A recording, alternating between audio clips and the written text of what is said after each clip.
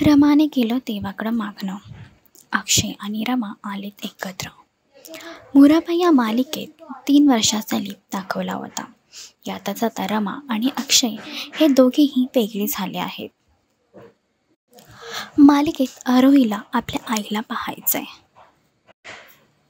पण अक्षय काहीही केल्यास आरोहीला रमाबद्दल काहीच सांगत नाहीये.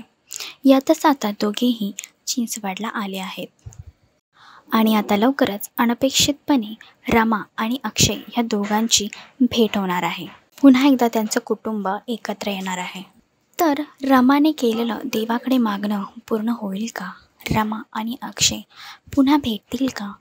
त्यांचं आयुष्य पुन्हा वळणावर येईल का? हे बघण्यासाठी मुराब्बा ही मालिका नक्की बघा.